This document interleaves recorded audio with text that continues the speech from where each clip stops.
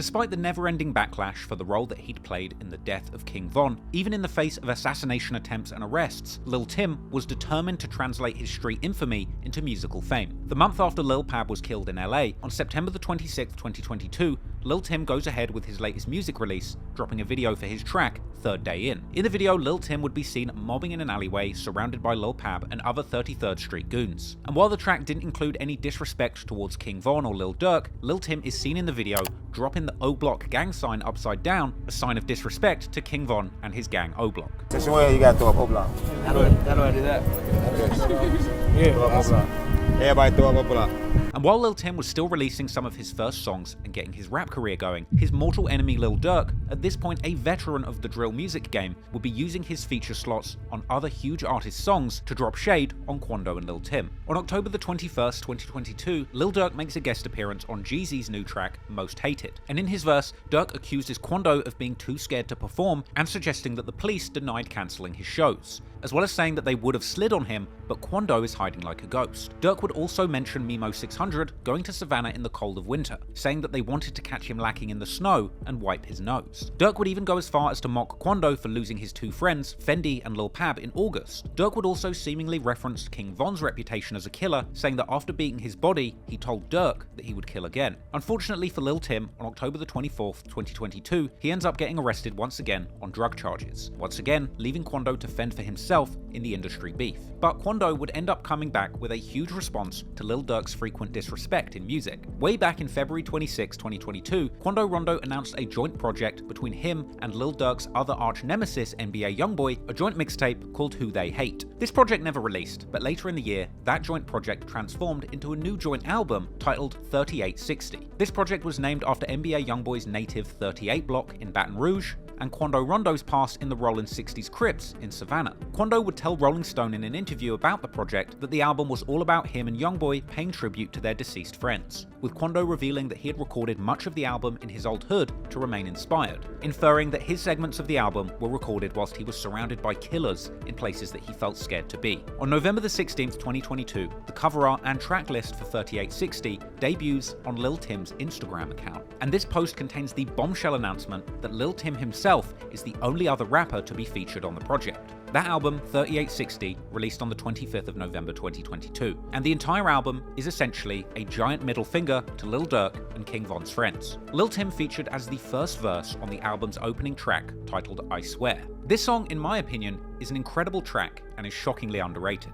The official audio of this song still has less than 1 million views, which is unbelievable to me, especially considering the fact that in many ways, this song is the very moment where Quando, YoungBoy, and Lil Tim all stand together and address what's been happening over the past few years in complete defiance of all of their enemies. The song itself features a great and heartfelt performance from all three artists. Quando's singing on the hook is on point, and when Lil Tim touches the mic for the first verse, he delivers bold lyrics and addresses pretty much everything about what he's gone through since the death of King Von, opening the verse by saying he has all these bodies on his conscience, and rapping crazy, catch him walking out a party, hop out, walk him down, seemingly another reference to King Von's song Crazy Story, combined with a literal description of Von's killing outside of a nightclub. In the verse, Lil Tim acknowledges that there is a bounty on his head, and he ends his verse by saying that he has plenty of bodies and he's beat plenty of cases, and at this point is undefeated in the streets. I'll be honest, Lil Tim actually surprised me with how good his rapping and flow was on this track. His earlier songs didn't show nearly as much potential, but this song shows that he does have it in him to become a genuinely compelling rapper. But then, to take the track to the next level, NBA YoungBoy jumps in, delivering a hard verse, singing directly to God that people are plotting to kill him,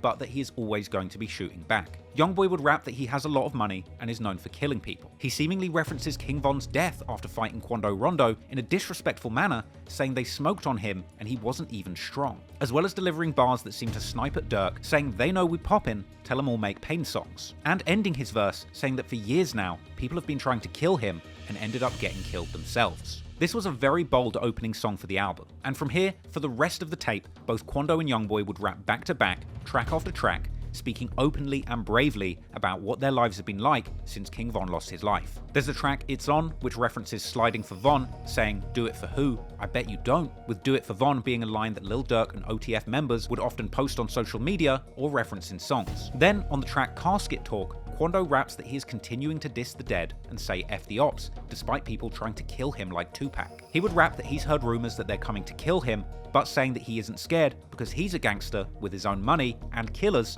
who could get you whacked first. In his verse, he thanks Tim for saving him from Von and rapping that people don't like him because they don't fight, they shoot. On a YoungBoy's verse, he raps about people wanting to beef about their dead friends and saying that people now describe him as a rapper slayer who has anyone that disses him killed. There's the song Want Me Dead, where Quando dissed Von and his sister, saying his favorite op dead and his sister talks too much, a reference to King Von's sister Kayla B tweeting about the situation when Quando and YoungBoy were going back and forth with NLE Chopper. Quando would also rap that Lil Timmy rolled her brother up and stepped on him. He would shout out Jump Out Gang and Fallen member Sosa, and he would also diss Lil Durk, referencing Durk's song directed towards him, Aha, with Quando rapping, Aha, I don't think it's funny, we stepped on your brother, as well as mocking Lil Durk for failing to kill him and Lil Tim for an entire year. He would reference the shooting in Georgia, saying that they shot 100 times and missed, and he would diss King Von again, saying that they're smoking weed from O-Block and that Von was a stepper, but he got stepped on, ultimately ending the verse by dissing famous Chicago set 300 that Lil Durk is affiliated with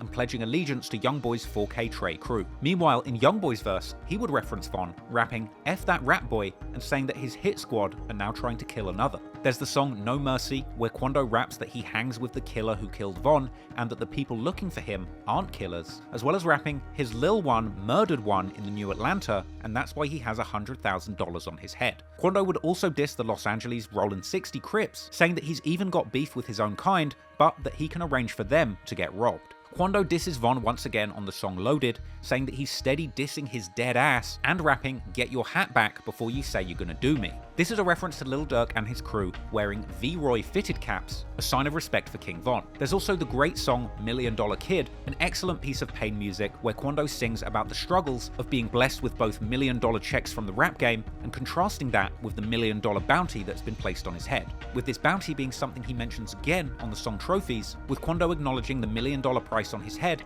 saying that if someone catches him, they're collecting $1 million, and rapping that all of these bodies on his conscience have got him feeling like Lil Timmy, as well as rapping that he stained a rapper, and even mentioning Lil Pab's unsolved RICO charges and saying that that was his best friend. On the song At the Top, Quando raps about the bullets coming through the car door when Pablo was killed and being traumatized from the incident. On the song Heat Tucked, Quando raps that I bought the body from Lil Tim, it's both of ours, rest in P. Another outrageous statement where he seems to suggest that he rewarded Lil Tim financially for protecting him from Von, and that as a result, Quando is just as responsible for the killing of Von as Tim is. 3860 was a bold and brazen statement, essentially flipping the middle finger to King Von, Lil Durk, and whoever killed Lil Pab. Quando and YoungBoy wanted the world to know that they were outside and not scared. And the album was described by one critic as hard as nails with ruthless lyrics. But it would turn out that when it came to releasing this project, things behind the scenes were a little more complicated, and perhaps these lyrics were a little too ruthless, as YoungBoy would later claim that both him and Quando mutually agreed that the content on this album was too demonic and that they wouldn't release it. According to a statement by NBA YoungBoy, they had apparently begged the label not to release this project, even going as far as saying that he spoke to religious missionaries who said that he will be judged for releasing this violent album. YoungBoy would even go as far as to say that the record label are blocking his Stop the Violence message and that they only care about making money. YoungBoy would go on to say that people are terrified of him and he doesn't play. However, despite the lack of promotion and attempts not to release the project, it would still be a roaring success, landing at number 62 on the Billboard charts. But it wouldn't be without response. On December the 16th, 2022, Lil Durk drops his latest compilation album for his crew, the OTF project Loyal Bros 2. And on the project, Durk has a track called Mad Max along with Future. And in this song, he raps a line that could be hinting towards the death of Lil Pab, rather than Quando Rondo, with Durk rapping, when it's war, you never see main names, you gotta get everybody he got, and rapping that he lets other people claim the bodies that his people did because he will never admit to sliding. And Durk would even rap that he's a big threat and is dying to get his ops, even seemingly taunting Quando directly for the killing of Lil Pab, with the dark lyric, you ain't know we was gonna get you, did you? Elsewhere on the track Threats to Everybody, Durk raps that putting money on people's head has people that his ops have never even seen before coming to shoot at them, with this likely being a reference to whoever was sent to shoot up Quando and Lil Pab in LA being motivated by a large bounty put up by Lil Durk, with Durk even going as far as to make fun of his ops for wanting to avoid gas stations. Lil Durk was clearly not in the mood to let the beast settle after 3860 released, and he would use his album to hint at having had something to do with Quando's recent misfortunes, regardless of how incriminating it seemed. And Durk would continue continue to drop jaw-dropping lyrics that hinted at his involvement in the murder of Pab. On the song Wonderful Wayne and Jackie Boy, a collaboration with Babyface Ray released on December the 2nd, 2022, Durk would rap that an op he doesn't like just got their head pierced, and that he would rather get revenge than money. Durk would then rap that his ops say his name for clout, but in the streets they get hurt, likely a reference to Lil Pab dissing Durk in the clubhouse with Lil Varney. Durk would even end his verse with a brutal sequence that mocked Quando Rondo for screaming no after witnessing Lil Pab's murder, in a line that seemed to take direct responsibility for the hit, with Durk rapping that his shooters tell him they have their ops locations and he gives them the green light and tells them go, and he turns on the news later to see someone screaming no. This is one of the most bold and offensive disses aimed towards Quando, Tim, and his team that has come out publicly so far. And Durk wasn't the only one. In January 2023, Lil Tim is on IG Live when famous Richard, the Black Disciple who did the Quando Rondo challenge in his music video, joins Lil Tim on Instagram Live asking why he's hiding and saying that he's smoking on Pab. Oh, King Dave, where's you at? Why is you hiding on BD? Why you hiding? And I'm smoking Lil Pab on BD. Why you hiding? Who is this? This famous. And I'm smoking. Despite the negativity continuing to swirl around him, moving into 2023, Quando Rondo decided to focus in on his next project, with the concept of his new album Recovery being all about him overcoming his recent losses and rising above the negativity. However, Quando Rondo couldn't even seem to put out an album in peace, because after announcing his next project was 1 month away and that he'd be dedicating it to the memory of Lil Pab, this would solicit a response from Lil Durk, who claimed that he could drop a single and ruin Quando's release schedule, with this provoking a response from Quando Rondo, who told Lil Durk, go ahead and drop. However, Quando would later deny that he was referring to Lil Durk in a Say Cheese interview, saying that he was actually just telling the label to drop the album sooner. When I posted about my album and I said, you feel me, drop that, we all on the time schedule, I was actually talking to the label in a good way. This interview even prompted a response from Durk himself, who suggested that Quando was lying and that his acting was so good he must have been trained with Will Smith. Despite the back and forth, Quando did indeed go ahead with the release of his Recovery album, an album which in my opinion is probably the strongest body of work Quando Rondo has ever released in his career. The project was laced with references to the tragic death of Lil Pab. The lead single Speeding saw Quando rapping that his team have had to be on the defensive ever since Lil Pab got killed. That song came with a music video that also showed Lil Pab's funeral program and tributes to him. The project also had the tribute track Long Live Pab, where Quando rapped that his enemies are trying to kill the only artist coming out of Savannah, as well as addressing people who mocked him for screaming no, suggesting that they have probably never seen anything that violent. The project was filled with references to Quando's desire to avenge Pab, with him rapping on the track Lost Ones that he often asks God if he's wrong to try and kill the person who killed his partner. On the track Where Would I Be, Quando also reflects on how Lil Pab might still be alive if they'd have never been to Los Angeles together. Then, on the aggressive anthem Tear It Down,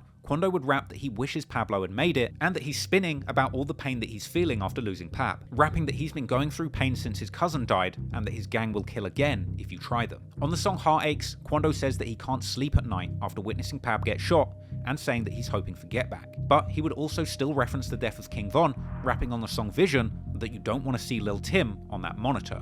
You've also got the track 50, where Quando even raps that before he gets off stage, he has to scream that he's smoking Von. Now, my favourite song on that album is the track R.I.P. Fat Fat, an inspirational and positive banger dedicated to the memory of another of Quando's friends who unfortunately lost their life in the lead up to this project's release. This was apparently the result of a shooting in the early hours of the morning on the 4th of March 2023 in the Savannah Fields neighbourhood. An incident, unsurprisingly, followed by chatter on social media debating whether or not this was connected to Quando's ongoing beefs or not. Aside from being one of the hardest songs in Quando's catalogue, the song R.I.P. Fat Fat would also see Quando declaring his intentions to return to California to avenge Pab. In fact, the very last song of the album is titled Forever 16 and is once again dedicated to the memory of Lil Pab. On the track, Quando raps that he's going to make his ops bleed about Savaya, aka Lil Pab. In fact, in the very last lyric of this very last song of the project, Quando raps the ominous bar, "We gon' get some get back," pledging publicly in front of the whole world to avenge his friend Lil Pab. A few months after Quando's Recovery album,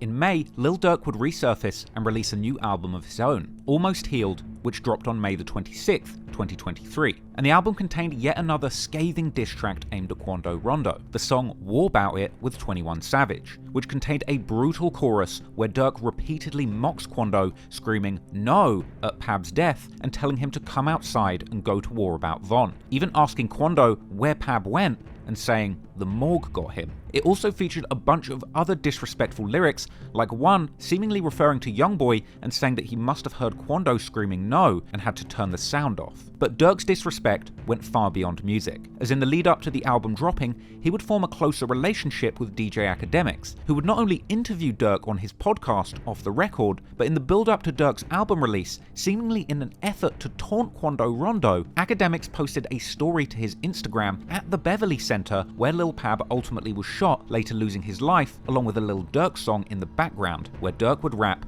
"We don't care what the rumor is." And when Lil Durk and Academics actually met for their interview, they would continue the disrespect, with Durk saying he used to have Quando in a headlock like a little boy, referring to the time that Quando and Von were wearing the same outfits backstage before they started beefing. I think he feels like his career, Quando's career, has been affected because Quando's a little boy.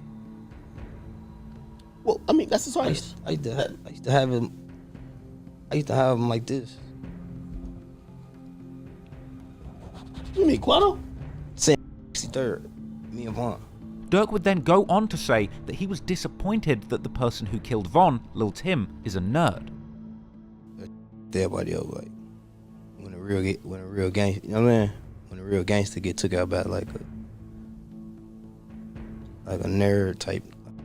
Now, Quando would end up clapping back to these comments with an alarming tweet, where he appeared to suggest that his crew of nerds had killed 7 people last year. Perhaps this was just bravado, or perhaps this truly was self-incrimination at its worst, because unfortunately for Quando, a few months after this tweet, he would find himself in hot water, being arrested and accused of being the leader of the Rolling 60s Crips in Savannah, Georgia. Tyquain Terrell Bowman is a Savannah rapper indicted on gang and drug charges. A Chatham County grand jury indictment accuses him of being a leader of the so-called Rolling 60s gang. Quando Rondo is sitting in the Chatham County jail after the district attorney indicted him for gang and drug charges. In my hand is the 17-page, 49-count indictment dating back to October 2022. The Rolling 60s are currently one of the largest and most violent street gangs in Savannah.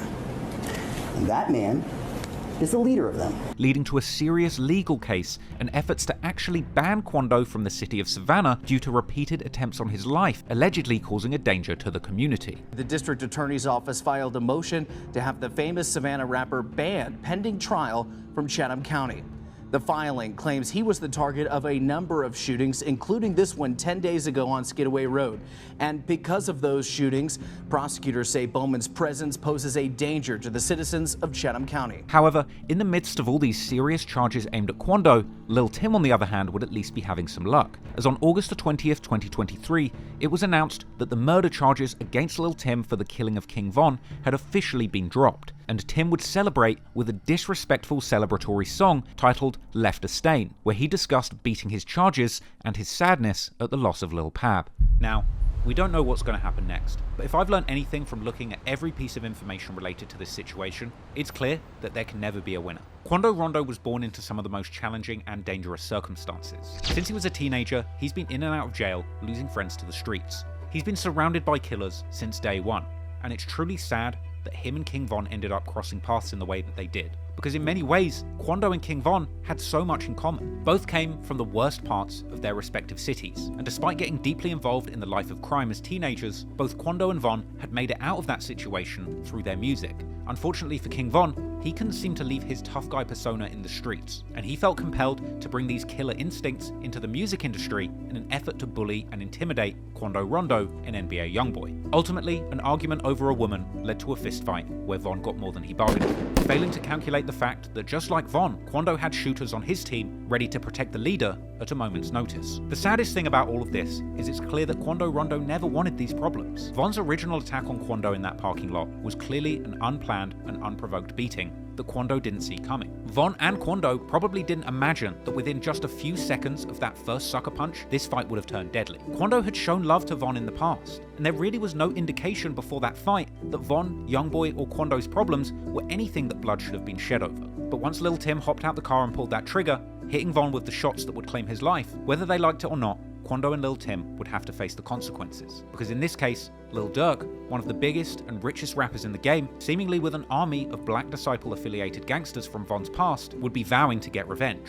Hell, even Lil Durk had collaborated with Quando Rondo numerous times in the past and paid respects to him as an artist that had inspired him. It's honestly so sad to see these two young, successful black men go from inspiring each other to achieve greatness in the music industry to wanting nothing more than to see each other dead, all over a fight started by a man who unfortunately isn't even here anymore.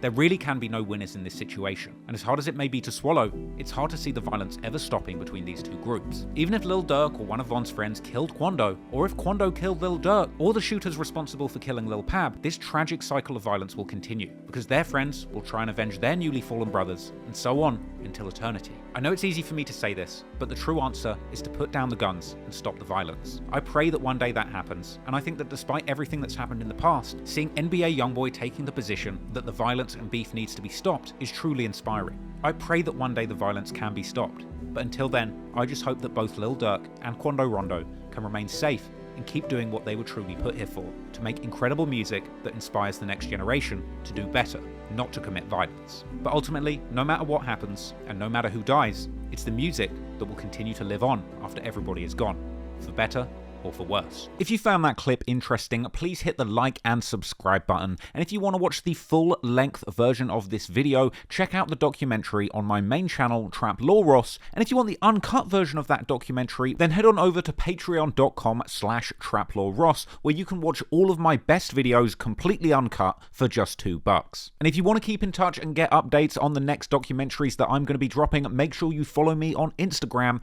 at TrapLoreRoss. Appreciate it. Peace.